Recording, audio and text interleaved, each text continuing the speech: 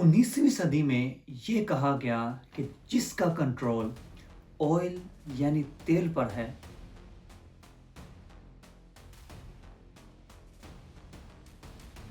उसका कंट्रोल पूरी दुनिया पर है। और अगर मैं ये कहूं कि दुनिया में जितना भी तेल है वो हमारा यानी उम्मत मुस्लिमा का था, मगर कैसे? ये बात समझने के लिए हमें जाना होगा 19वीं सदी में। तो आइए शुरू करते हैं। ये ऑयल उम्मत मुस्लिमा का था। ये समझाने से पहले मैं आपको ऑयल यानी पेट्रोल की अहमियत बताना चाहूँगा कि क्या ये बात सच है कि जिसका कंट्रोल ऑयल पर है उसका कंट्रोल पूरी दुनिया पर है। जी हाँ, ये बात हकीकत है। अगर हम अपने प्लैनेट अर्थ की बात करें तो दुनिया का इन्हिसार दो चीज़ों पर है, और वो दो चीज़ें कौन सी हैं? नंबर 1 एनर्जी और नंबर 2 फूड यानी खुराक पर है। अगर ये दो चीज़ें ना हों तो पूरी दुनिया कोलैप्स कर जाएगी और दुनिया का निज़ाम दरहम बरहम हो जाएगा।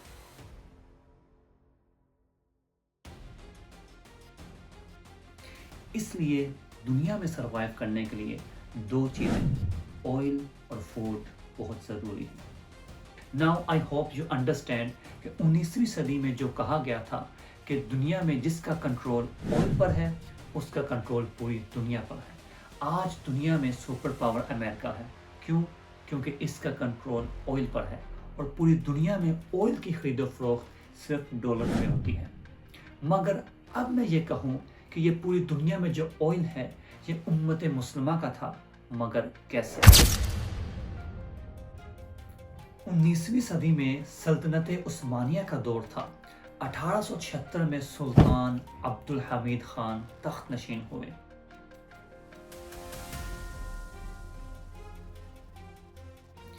यही वो इंसान थे जो अकेले यूरोप के खिलाफ लड़ते रहे।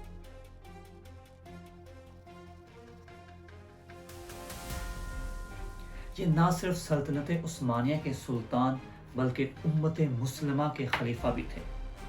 इनका सिर्फ एक ही मकसद था और वो उम्मत मुस्लिमा की तरक्की और इनको आपस में मुत्तहिद रखना था। मगर ये बात बरतानिया और यूरोप को नाकाबिले मंजूर थी। सुल्तान अब्दुल हमीद भी उस्मानी सुल्तान थे और उनकी रगों में सुल्तान मोहम्मद फातेह का खून था।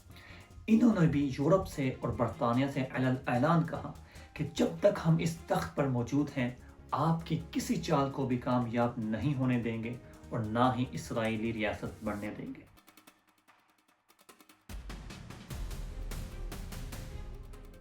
और ऐसा ही हुआ। जब तक वो तख्त पर मौजूद थे बरतानिया और यूरोप अपनी किसी चाल में भी कामयाब नहीं हुए। जब ये तख्त पर बैठे तो इन्होंने ऑयल एक्सप्लोर करने के लिए इंजीनियर्स की टीम बनाई। उस वक्त मिडल ईस्ट का कोई कंसेप्ट नहीं था और पूरी उम्मत मुस्लिमा एक खलीफा के मातहत थी और वो खलीफा सुल्तान अब्दुल हमीद थे, जो वाकई ही एक लीडर और एक खलीफा थे जिनके दिल में उम्मत मुस्लिमा का गम था।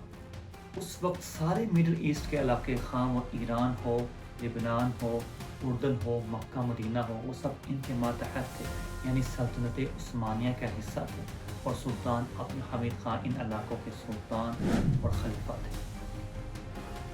खैर, सुल्तान अब्दुल हमीद ने जो ऑयल एक्सप्लोर करने का हुक्म दिया था तो गालिबन 1885 में उस्मानी इंजीनियर आरिफ पाशा ने ऑयल एक्सप्लोर करने की रिपोर्ट पेश की और बाकायदा एक मैप बनाया कि इन इलाकों में ऑयल के ज़खायर मौजूद हैं और वो इलाके ईरान, मोसूल, बगदाद और किरकुक के इलाके थे और उस वक्त ये इलाके सल्तनत उस्मानिया का हिस्सा थे।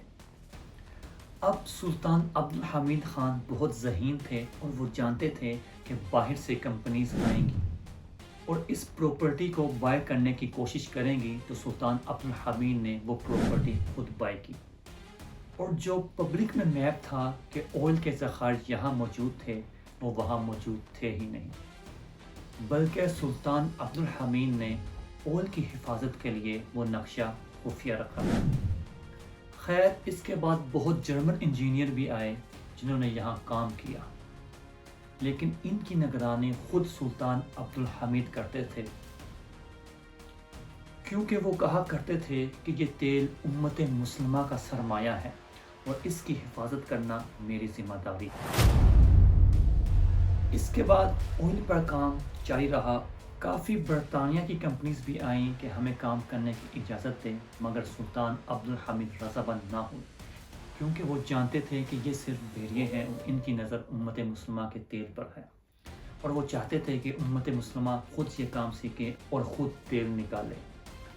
خیر برطانیہ اور یورپ ویسے بھی سلطان عبد الحمید کو پسند نہیں کرتے تھے، کیونکہ سلطان عبد الحمید ان کے لیے ایک ڈراونا خواب تھے، کیونکہ آئل کے علاوہ بھی وہ سلطان عبد الحمید کو تخت سے ہٹانا چاہتے تھے، لیکن جب تک سلطان عبد الحمید تخت پر تھے یورپ اور برطانیہ کامیاب نہیں ہو سکے۔ سلطان عبد الحمید کے بعد ان کے بھائی سلطان محمد تخت نشین ہوئے اور ان کے دور میں پہلی جنگ عظیم ہوئی، جس کے نتیجے میں اوٹمن امپائر کو کافی نقصان ہوا اور اس چیز کا فائدہ یورپ اور برطانیہ نے اٹھایا۔